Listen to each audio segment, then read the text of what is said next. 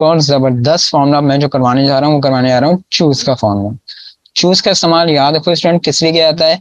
कोई सी भी specific date को, जो दिन था वो दिन मालूम करने के लिए आप चूज के फॉर्मूले का इस्तेमाल करते हैं। अब मैं देखना चाह रहा हूँ कि यार 14 अगस्त 1947 को डे क्या था, दिन क्या था, तो इसलिए आप चूज के फॉर्मूले का इस्तेमाल करें। फॉर्मूला बड़ा है लेकिन है सिंपल सा। फॉर्मूला बड़ा जरूर है लेकिन है सिंपल सा। फॉर्मूला क्या है गौर से देखो। Is equal to choose, sorry, is equal to choose bracket start, ये वीक डे के साथ मिला के लगाया जाता है। Weekday bracket start, select the date bracket close comma, उसके बाद इनवर्टेड कॉमास, फिर तमाम दिनों के नाम आएंगे। और जो दिन के नाम स्टार्ट करने हैं आपको संडे से स्टार्ट करने, इस बात को याद रखना। Sunday, Monday, Tuesday, Thursday,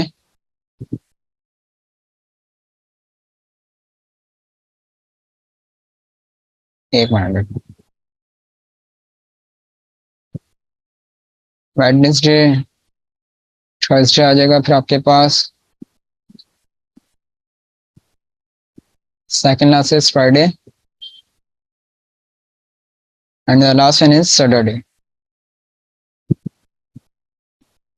invert cons close, और वो जो फिर चूज का ब्रैकेट स्टार्ट हुआ था उसको क्लोज करोगे, देन एंटर। 14 अगस्त 1947 को डे दिन क्या था उसने आपको बता दिया, थर्सडे यानी कि जुमरात का दिन था। अब कोई अगर मेरे से ये कहता है कि सर हम इतना बड़ा फॉर्मूला अप्लाई कर रहे हैं, तो इससे बेहतर ये नहीं है कि हम कैलेंडर ओपन करें और जाके वहां पे देख लेंगे भाई 14 अगस्त 1947 को क्या डे था। तो मेरी दोस्तों एक बात याद रखिएगा कि जब कहीं इंटरव्यू देने जाते हैं तो आप, अगर आप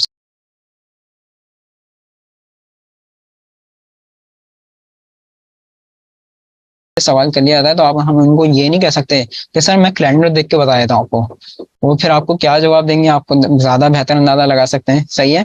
तो जब बात आ जाए फॉर्मुला बेस्ड वर्किंग की तो फिर फॉर्मुला ही अप्लाई करना होता है, सही है ना। तो चूज का फॉर्मुला याद रखो किसके लिए इस्तेमाल किया जाता है? कोई सी भी स्पेसिफिक डेट को, जो दिन था वो दिन मालूम करने के लिए आप चूज के फॉर्मूले का इस्तेमाल करते हैं। फॉर्मूला क्या है गौर से देखो, is equal to choose bracket start weekday bracket start select the date bracket close comma, उसके बाद तमाम दिनों के नाम आएंगे।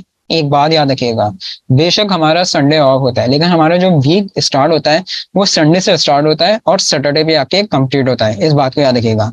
अगर आप ये कहें कि नहीं सर हम तो स्टार्ट करेंगे मंडे से और उसको संडे पे आके कंप्लीट करेंगे, कोई ऐसा इशू नहीं है, आप अप्लाई कर लें। आप मंडे से स्टार्ट करें, सैटरडे पे आके आप उसको वाइंड अप करें, लेकिन फिर जो आंसर शो करेगा जैनब, फिर वो आंसर भी गलत शो करेगा, इस बात को याद रखना, सही है ना।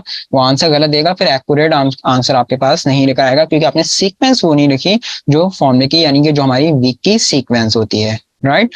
तो याद रखना कि हमें जो स्टार्ट करना है वो संडे से जाके स्टार्ट करना है और सैटरडे पे आके कंप्लीट करना है। हाँ, अगर फॉर्मूला बड़ा लग रहा है तो ये जरूर कर सकते हो कि इसको शॉर्ट में लिख दो, SUN कर दो, MON कर दो, TUE कर दो, लेकिन फिर जो वो आंसर लेकर आएगा वो आंसर भी शॉर्ट में देगा, यानी कि फिर पूरा थर्सडे नहीं आएगा, फिर यहाँ पे THU लिखा हुआ आ रहा होगा।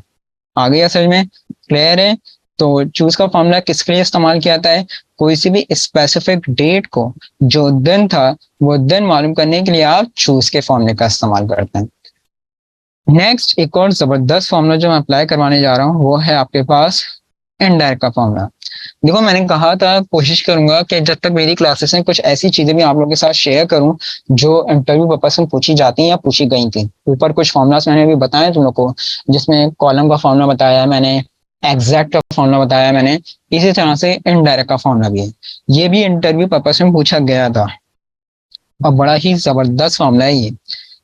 गौर से देखें, तवज्जो दीजिएगा यहाँ पे। फॉर्मूला क्या है, पूछा क्या गया, पहले तो ये समझो। पूछा ये गया कि भाई देखें ये शीट है आपकी, शीट 2 है और ये आपका सेल पॉइंटर है और ये हमारा कर्सर है जो मूव हो रहा है। सब आपको यहाँ से इस वक्त शीट को स्क्रॉल नहीं करना है, इस तरह से कुछ भी नहीं करना है, ऐसे भी नहीं करना है।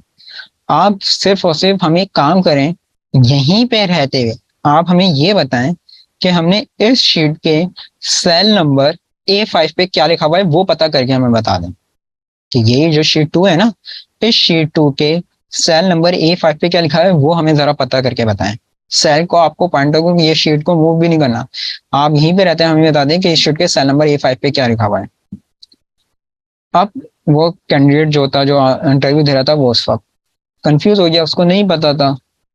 एक तो देखो, दोनों देखो, मैं दोनों तरीके का बता देता हूँ। एक तो अल्टरनेट जिसे कहा जाता है वो अप्लाई कर लो, आप लोग करो क्या, सिंपल सा इजिकल्स टू A5 कर दो, A5 बता दिया उसने, आसिफ लिखा हुआ है, प्रूफ कर लें, देखते हैं। ये देखो, हो गया प्रूफ, A5 पे देख लो क्या लिखा हुआ है, आसिफ ही लिखा हुआ है। जो जनाब इंटरव्यू ले रहे, तो मैंने कहा यार फिर आप वही काम कर रहे हैं, ये तो हम लोग भी कर सकते हैं, तो कोई भी नॉर्मल सा बंदा भी कर सकता है, जबकि ये नॉर्मल बंदों को भी नहीं पता होता कि ये कैसे किया जाए, इजिकल्स टू करके आप आंसर आ सकता है। लेकिन खैर उन्होंने कहा यार ये नहीं करें, आप पूरा एक प्योर फॉर्मूला बेस्ड वर्किंग करें, ताकि हमें आपकी प्रोफेशनल से पता चल सके कि कितना आपने एक्सेल पे वर्किंग करी है। अब आपसे कहा वो अच्छा, फिर वो कंफ्यूज करते हैं, सही ना, वो कर देते हैं क्या, कंफ्यूज। वैसे सिंपल सा तरीका था, इजिकल्स टू A5 कर दो, तो जो भी उस सेल पे लिखा हुआ होगा वो मालूम करके बता देगा, क्या लिखा हुआ है वो यहाँ पे मालूम करके बताएगा। ये ऑल्टरनेट तरीके कार है, वैसे सही है। लेकिन यहाँ पे कहता है ये नहीं करें, आप फॉर्मुला बेस्ड वर्किंग करें। स्टूडेंट अजान हो रही है, 2 मिनट रुको, अजान के बाद क्लास को कंटिन्यू करता हूँ, राइट।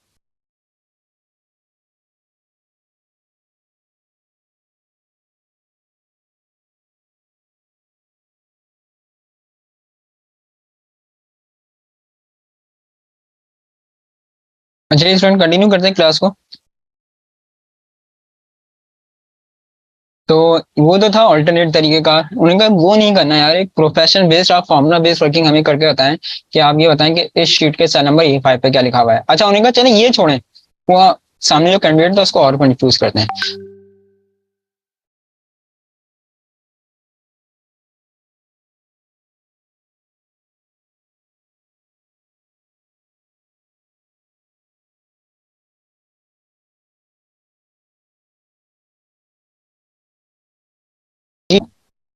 बड़ा ही बेहतरीन फॉर्मुला इनडायरेक्ट का, गौर से देखना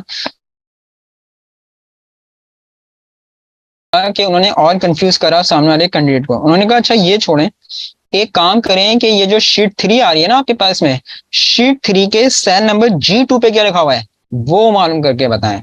तो अभी तक तो उसके लिए with in sheet he problem हो रही थी, और वो एक नई शीट का पूछ लिया तो वो तो और ही फिर कंफ्यूज हो गया। तो कोई ऐसा इशू नहीं है, इसके लिए हम कौन सा फॉर्मूला इस्तेमाल कर सकते हैं, इनडायरेक्ट का फॉर्मूला। इनडायरेक्ट का फॉर्मूला बड़ा ही जबरदस्त फॉर्मूला है। फॉर्मूला क्या है, गौर से देखना, is equals to indirect bracket star inverted commas sheet 3 x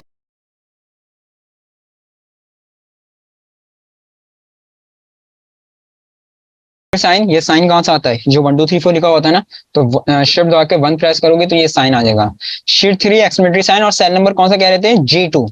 मैंने यहाँ पे आके लिख दिया G2 invert commas close bracket close then enter. कह रहे हैं अब देखो, मैं कहीं नहीं गया, मैंने कर्सर को ना इधर से उधर कुछ भी मूव नहीं करा, मैंने यहीं पे रहते हुए ये पता कर लिया कि शीट 3 के सेल नंबर G2 पे क्या लिखा हुआ है, 343 लिखा हुआ है। देख लें हम जरा जाके, ये देख लो शीट 3, ये देखो सेल नंबर G2 पे क्या लिखा है, जबरदस्त चीज। और सेम शीट का अगर कहते हैं तो वो भी मालूम कर लेते हैं फॉर्मुला बेस्ड वर्किंग के जरिए। शीट 2 कह रहे थे और सेल कौन सा कह रहे थे, A5 कह रहे थे ना, शीट 2 और cell number A5, invert cons close bracket close enter. ये देख लो आंसर, हमने इनको फॉर्मूला बेस्ड वर्किंग के जरिए पूरा ये प्रूफ दे दिया।